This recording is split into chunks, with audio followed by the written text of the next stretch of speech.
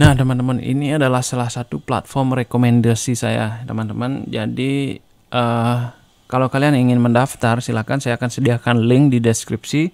Jadi kalian akan mendapatkan 20% kickback commission dari referral saya dan juga $5 dari eventnya Get.io.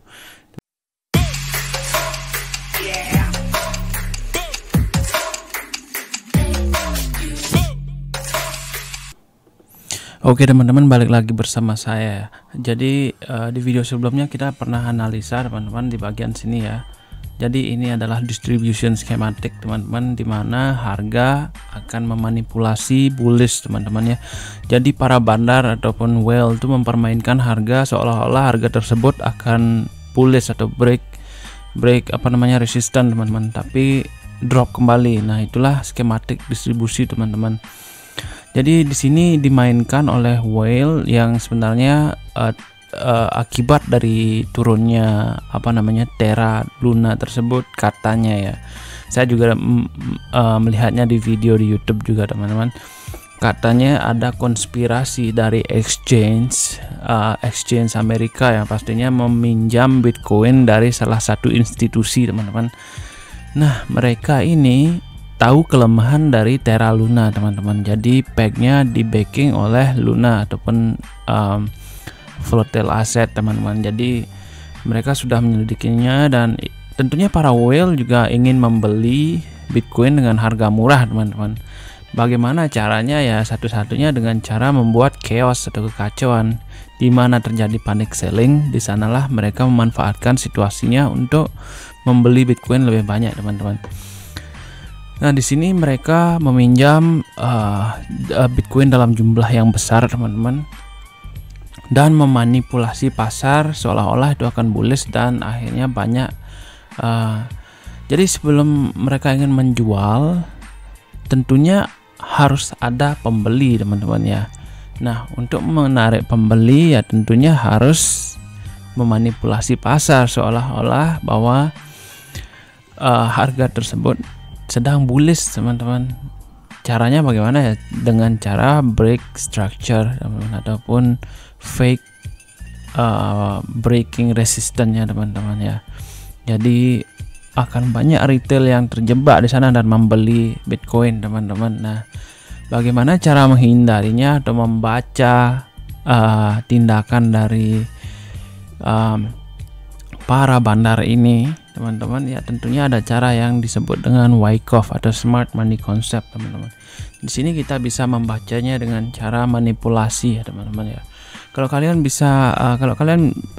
belum tahu apa itu Wyckoff, kalian bisa search dulu di Google, cari tahu apa itu sedikit tidaknya, paling tidak tahulah apa itu Wyckoff dan apa fungsinya, bagaimana kebiasaannya teman-teman ya. Jadi di sini sangat jelas teman-teman ya, mereka ingin membentuk seolah-olah kalau market ini sedang dalam break of structure ya teman-teman, breaking bullish ya, break bullish teman-teman, sehingga banyak retail yang akan terjebak di harga sini teman-teman. Nah, sekitar sini teman-teman, di harga, kita kasih tanda ya tuh. Kalau teman-teman hanya menggunakan support dan resisten, maka teman-teman akan jadikan ini sebagai resistennya ya teman-teman ya, dimana kenaikan maksimumnya sampai di sana dan ada satu candle hijau tutup di atas resisten tersebut. Dan tentunya ini adalah tanda bahwa buyer teman-teman ya, buyer dari retail. Kalaupun institution itu tidak seperti ini bentuk candlenya institusi ya. Ini adalah salah satu candle institusi di mana volumenya sangat besar sehingga membentuk candle yang sangat tinggi. Kalaupun candle retail dari retail itu civil ya teman-teman, seorang seperti kita ya yang ingin membeli Bitcoin dalam jumlah a few pieces teman-teman. Nah, candlenya akan terbentuk seperti ini teman-teman, kecil-kecil seperti ini. Nah, disinilah mereka memanfaatkan situasi ini seolah-olah ini terbentuk bullish teman-teman ya. Dan benar saja, yang disebut dengan order block di sini adalah institution eyes. Jadi mereka sudah menargetkan kenaikannya hanya sampai di sana, teman-teman. Jadi mereka akan memasang harga jualnya di daerah order blocknya, teman-teman, di mana mereka mempermainkan harga seperti ini, teman-teman. Seperti yang sudah saya jelaskan tadi, bahwa institution money itu bentuknya seperti ini ya, candle panjang ini adalah institution money, teman-teman. Jadi mereka lah yang berperan penting dalam menjual ataupun membeli dari atau naik turunnya aset Bitcoin itu, teman-teman. Nah, di sini tentunya kita sudah melihat jejak dari institusinya tersebut ya. Mereka tertarik menjual di harga sekitar sini, teman-teman ya. Ingat ya, order block sini 42.700K, teman-teman ya. Jadi tentunya saat market dimanipulasi, mereka sudah pantau harga di sini, teman-teman ya. Pantau harga di 42.700K, teman-teman, dan mereka mulai menjualnya kembali, teman-teman ya, masif. Dan disebutnya kehancuran Terra atau Luna tersebut diakibatkan karena market maker tersebut menjual langsung Bitcoin mereka ke Do Kwon dari developernya Terra Luna, teman-teman. Nah, di sanalah kecelenya si Do Kwon itu tidak memahami apa akibat atau sebabnya, ataupun dia teledor sehingga dia menerima transaksi tersebut.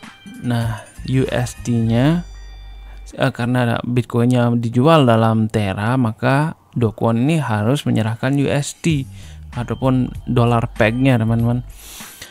Karena USD-nya tidak dijual atau dikonvert ke USDC ataupun USDT secara bertahap, maka harga USD ini diswap satu kali ataupun secara masif, maka mereka kehilangan liquidity dari USD-nya tersebut, teman-teman.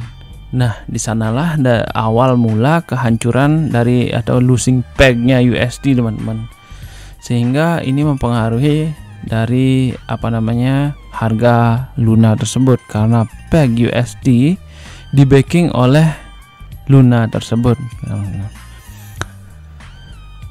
Begitupun kalau kalian baca ya, teman-teman, di berita-berita kripto ataupun kalau kalian cari di YouTube, kebanyakan mereka berteori seperti itu, teman-teman. Tapi benar tidaknya kita belum tahu, karena masing-masing orang tersebut antara Do Kwon dan para bandarnya tidak ada menyebutkan kejadian tersebut ya. Pastinya tidak akan mau disebutkan, teman-teman.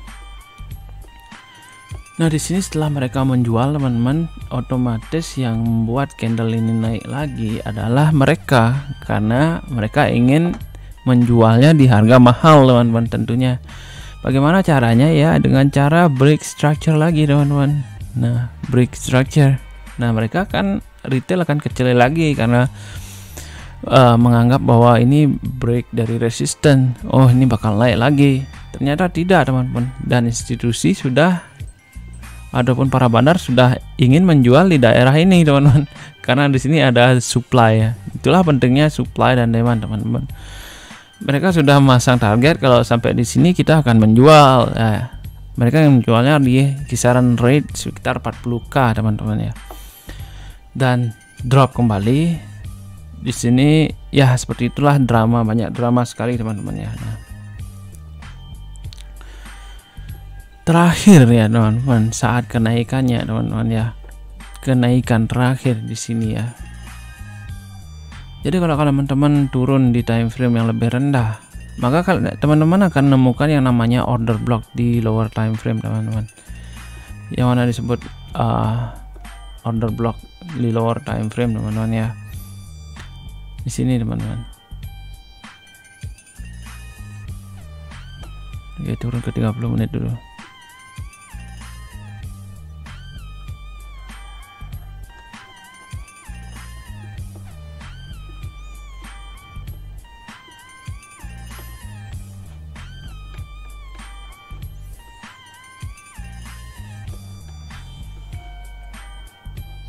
Sinilah, teman-teman ya. Jadi tidak harus on the top, teman-teman. Di mana terjadinya manipulasi, di sanalah mereka berperan penting, teman-teman. Mereka lah yang bermain menaikkan atau menurunkan harga tersebut ya.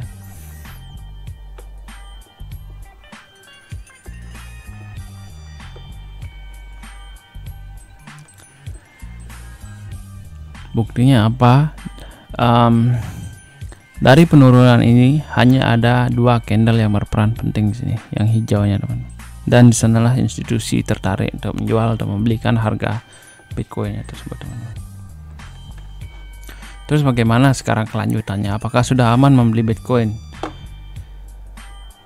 Untuk sementara pastinya akan terjadi volatile teman-teman, karena sudah terlalu masif drop. Setelah drop pasti ada sedikit recovery. Nah, di recovery-nya tersebut kita belum bisa pastikan apakah itu redistribution ataukah itu akumulasi teman-teman. Jadi kita harus sedikit bersabar di sini tentunya, tapi pasti yang pasti kita tahu sebelumnya kita pernah analisa bahwa kalau Bitcoin bisa mencapai 26k ataupun tutup di atas 26k di sini, maka liquidity sudah diambil ya, dimana liquidity pool itu terletak di bawah 2 equal low teman-teman. Nah, di sini ada equal low yang kita sebut kalau di smart money concept di sini menandakan bahwa di bawah harga ini, di bawah harga $28.700 ini terdapat liquidity pool teman-teman, di mana para pemain future ataupun yang memegang Bitcoin mempunyai batas stop loss di bawah ini teman-teman. Ini adalah konsep forex yang kita terapkan di kripto. Jadi ketika kalian melihat equal low, ini bukan double bottom teman-teman. Walaupun kalau misalkan ada teori double bottom artinya bullish ya, ataupun kalau double top artinya dropping ya, bearish ya. Kalau misalkan teman-teman melihat wick seperti ini teman-teman ya, maka di bawah tersebut bisa jadi bahwa itu adalah liquidity pool teman-teman, ditandai dengan equal low, dan di bawahnya pastinya institusi ingin harganya tersebut ditutup dulu agar tidak banyak yang profit dari trading future long term teman-teman. Mereka para exchange ataupun para bandar yang ingin membeli Bitcoin dalam jumlah banyak teman-teman, menanti harga Bitcoin sampai turun di sana teman-teman sebelum mereka membeli ataupun masuk teman-teman. Terus setelah kita mendapatkan liquidity hand atau liquidity stop, tentunya mereka sudah puas ya teman-teman. Jadi kita bisa simbolkan bahwa liquidity sudah di grab ataupun posisi long sudah ditutup. Disinilah saatnya mereka akan mulai membeli di saat extreme fear dan banyak orang kehilangan posisi longnya ataupun dananya akibat stop loss. Di sana mereka akan masuk lagi teman-teman. Tandanya bagaimana kita bisa melihat? Ya pastinya di sini kalau misalkan di time frame yang lebih besar kita tidak akan bisa melihatnya teman-teman. Satu-satunya cara kita harus ke time frame lower time frame. Nah, apakah aman beli Bitcoin di harga di sini?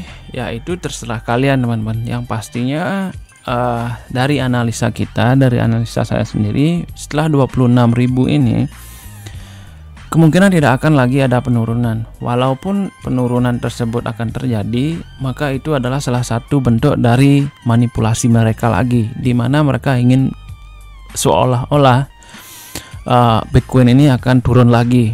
Ya, di sana mereka akan menciptakan fear, dan dari fear ini akan banyak orang yang menjual Bitcoinnya dan mereka lah yang akan membeli teman-teman. Jadi satu-satunya cara di sini adalah Wyckoff accumulation atau redistribution teman-teman. Teman-teman pantau aja di channel ini, saya akan kasih update kapan waktunya membeli Bitcoin ini dan apakah di daerah ini akan terjadi accumulation atau redistribution. Redistribution itu akan kembalinya dropping, sedangkan accumulation adalah pembalikan harga teman-teman ya. Jadi kita akan menunggu sampai semua patternnya terbentuk, entah bagaimana, tapi yang pastinya kalau kalian ingin mencicil Bitcoin, silakan. Yang saya rekomendkan tentunya Bitcoin, teman-teman ya.